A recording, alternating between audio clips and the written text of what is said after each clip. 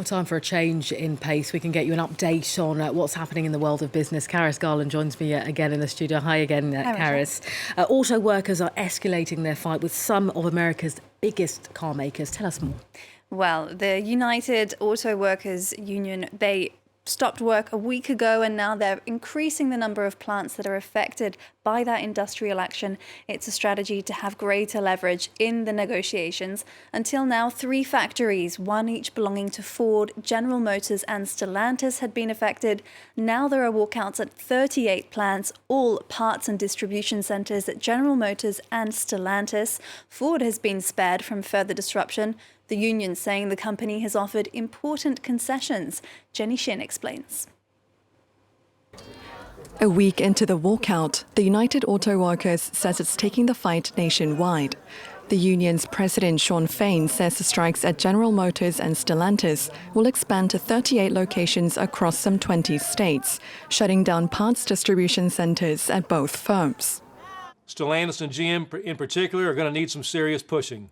We're not going to wait around forever for a fair contract at the big 3. The companies know how to make this right.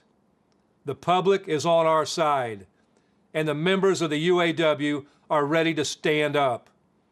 Ford is so far the only company out of Detroit's big 3 spared additional strikes, as the company has met some of the union's demands, including a profit-sharing formula. And despite the layoff of thousands by the firms, the UAW says the pressure will continue until its demands are met, including pay rises of around 40% over 4 years, a 32-hour work week for 40 hours of pay, cost of living adjustments, and pension increases for retirees. The union has rebuffed claims that its demands are outlandish, noting double-digit jumps in pay for the company bosses, a surge in profits, and inflation. The standoff with all firms of the big 3 is a first by the UAW and is fueling concerns that prolonged industrial action could ripple through the supply chain and dent U.S. economic growth. The companies, on the other hand, say they cannot afford to meet the union's demands, as they need to invest profits into the transition from gas-powered cars to electric vehicles. A recession in the UK is looking increasingly likely, according to new data from S&P Global. A survey showed economic activity in September fell at the fastest pace since January 2021. The Purchasing Managers' Index fell to 46.8, lower than forecast and well below 50. That means the majority of businesses are reporting a contraction in activity, while the survey also showed growing unemployment. The data underscores Thursday's decision by the Bank of England to hold its key interest rate after an aggressive tightening campaign. Taking a look at the day's trading action now, and Wall Street's heading for its 3rd losing week in a row, though stocks are slowly edging higher.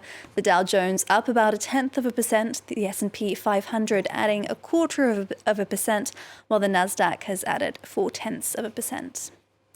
European markets closed mostly lower as the prospect of higher for longer interest rates emerged from several central bank decisions this week. The Paris CAC 40 down 0.4%, the Frankfurt DAX only slightly in the red, and the FTSE 100 closing flat. The Bank of Japan has stuck to its ultra-loose monetary policy despite increasing inflation pressure. Policymakers held interest rates at minus 0.1% on Friday, hoping its long-term program of sub-zero borrowing costs can kickstart the world's number 3 economy. The bank cited extremely high uncertainties in its decision. Given the extreme uncertainty national economic and financial markets, the Bank of Japan intends to respond flexibly to the economic and price situation while continuing with its sustained monetary easing, with the aim of achieving the price stability target of 2% in a sustainable and stable manner, accompanied by wage increases. Amazon is set to introduce ads to its Prime Video streaming service next year, hoping to inject more cash into making TV series and films. The ad-supported offer will kick off in the US, UK, Germany and Canada early next year, before following in France, Italy, Spain, Mexico and Australia. The standard subscription price will remain unchanged, but users can opt for ad-free content, with an additional fee. That follows similar moves by Disney Plus and Netflix. Microsoft is close to finalizing one of the biggest technology acquisitions ever in the UK. It comes after the company's original $69 billion deal to buy Activision Blizzard was blocked by the country's competition watchdog. That's over concerns it would damage competition in the fast-growing cloud gaming sector. In its new proposal, though, the cloud streaming of games like Call of Duty, Overwatch and World of Warcraft will not come under Microsoft's control. Regulators say the changes have addressed their concerns. Unions and energy giant Chevron have struck a deal to end a strike at 2 liquefied natural gas plants in Australia. Staff launched rolling strike action 2 weeks ago, threatening a major production pipeline that pumps out 5% of global LNG stocks. The disruption spooked global gas markets. The union says employees are ending the stoppages, though, after substantial improvements. And workers at Apple stores in France have begun a nationwide strike over pay and working conditions this Friday. That coincides with the release of the iPhone 15. Several unions are asking for a 7% wage increase to compensate for inflation and an end to a months-long hiring freeze. They said management wouldn't budge past a 4.5% pay increase.